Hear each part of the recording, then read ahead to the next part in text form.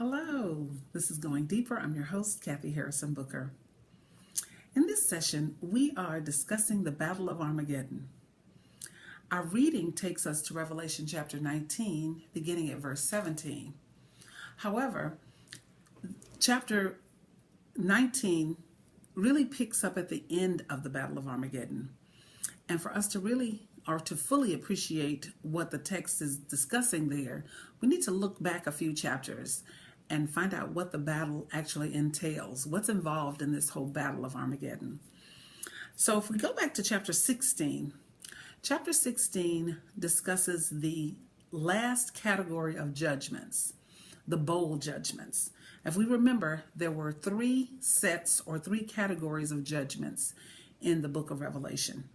There were the seal judgments, the trumpet judgments, and now the bowl judgments. Each set of judgments came in a series of 7, and the sole purpose was to cleanse the earth. So through each set, the earth was being cleansed more and more of all the evil. Also, it gave an opportunity for people who were on the earth during that time to still accept Jesus as their Savior. However, that all ended in our study probably 2 sessions ago. So at this point in time, somewhere around chapter, I want to say 16, people no longer had that opportunity to accept Jesus as their Savior. And even though they would accept Jesus during this tribulation period, they didn't become a part of the church, but they are believers. So they are able to go to heaven and not experience the wrath to come.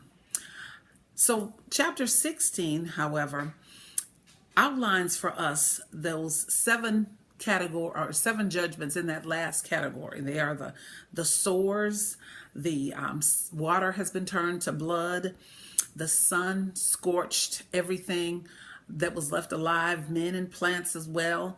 And then there was pain and darkness that was unparalleled. And then the 6th of those 7 judgments described the events that led into the Battle of Armageddon. So we pick up at verse 12 of chapter 16. The 6th angel poured out of his bowl on the great river, the Euphrates, and its water was dried up, so that the way would be prepared for the kings from the east.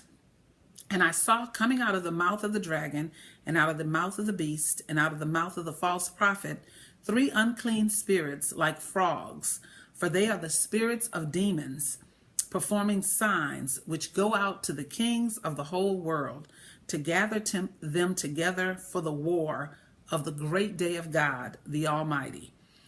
And they gathered them together to a place which in Hebrew is called Armageddon. That's verse 16.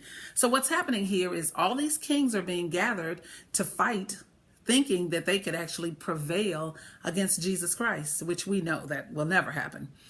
However, as they're gathered, the Satan, in the form of the dragon and then the beast and the false prophet, they give these kings special powers through these spirits like frogs. So they give them these special powers to be able to go forth and battle in a way that they thought would allow them to gain victory. Satan never gives up. So what's happening here? Well, you have these kings coming from the east.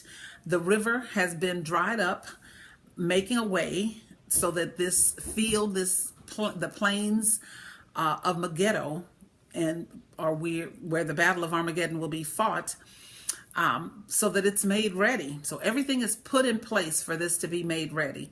And what's going to happen here is that they'll all gather and they will fight. And they will fight against God's army. They will fight, but they will not prevail. As a matter of fact, we're going to go on to read that Jesus doesn't even have to fight. When Jesus shows up on the scene, it's all over. It's already done. Let's flip back before we get into the 7th bowl judgment. Let's flip back to verse 14, chapter 14, chapter 14, starting at verse 14, and it describes for us what's going to happen in a little more detail.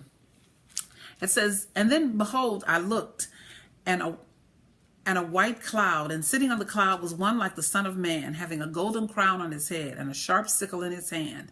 And another angel came out of the temple, crying out with a loud voice to him who sat on the cloud, "Put in your sickle and reap, for the hour to reap has come, because the harvest of the earth is ripe." Then he who sat on the cloud swung his sickle over the earth, and the earth was reaped. Verse 17 says, "And another angel came out from the temple, which is in heaven, and he also had a sharp sickle. Then another angel, the one who has power over fire, came out from the altar, and he called with a loud voice to him who had the sharp sickle, saying, 'Put in your sharp sickle and gather the clusters from the vine of the earth, of the earth, because her grapes are ripe.'" He's speaking of people here. They're using the analogy of people as grapes. And the angel swung his sickle to the earth and gathered the clusters from the vine of the earth and threw them into the great winepress of the wrath of God. Once again, an analogy.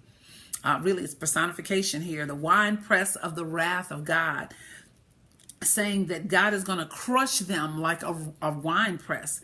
Verse 20 says, "And the winepress was trodden outside the city, and the blood came out from the winepress up to the horse's bridle, for a distance of 200 miles. So as far as the eye can see, there will be bloodshed.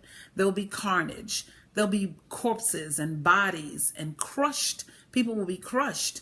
How will they be crushed? Well, let's flip back to chapter 16, starting at verse 17. And this is that seventh bowl judgment. It speaks of an earthquake, a great earthquake. Verse 17 says, "Then the seventh angel poured out of his bowl upon the air, and the loud voice came out of the temple from the throne, saying, 'It is done.' And there were 3 flashes of lightnings, and sounds and peals of thunder, and there was a great earthquake, such as there had not been since man came upon the earth. So great an earthquake it was, and so mighty.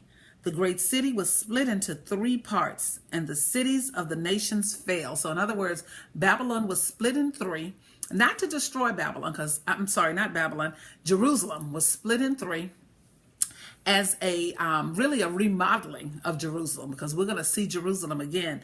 But Babylon, it goes on to say, "Babylon the great was remembered before God to give her the cup of the wine of his fierce wrath." So Babylon was utterly destroyed. Verse 21 says, "Huge hailstones, about 100 pounds each, came down from heaven upon men, and men blasphemed God because of the pain and the plague of the hail, because its plague was extremely severe." So Babylon is crushed, and anyone who is alive, these kings who came to fight, they were all crushed. And they were crushed because God unleashed this last bowl. And so what army is fighting God? It's a cosmic army. It's not spiritual. It's not even his angels aren't coming to fight. They are being obliterated by these hailstorms and this earthquake. And so they're totally destroyed. And once they're destroyed, and once all the carnage is left, then we can turn back to chapter 19, beginning at verse 17, which is where our reading took us for today. And it says, "Then I saw an angel standing in the sun, and he cried out with a loud voice, saying to all the birds which fly in mid-heaven, 'Come, assemble for the great supper of God, so that you may eat the flesh of kings, and the flesh of commanders, and the flesh of mighty men, and the flesh of horses, and of those who sit on them, and the flesh of all men, both free men and slaves, and small and great.'"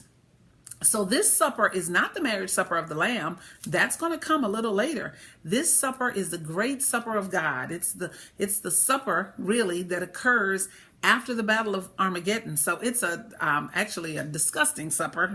You would not want to be invited there. But it's the clearing away of all of the corpses and the bloodshed that is left over after the Battle of Armageddon. That's how God is going to rid the earth of all the evil that is left, that's coming in the form of humans. This is how he'll take it away.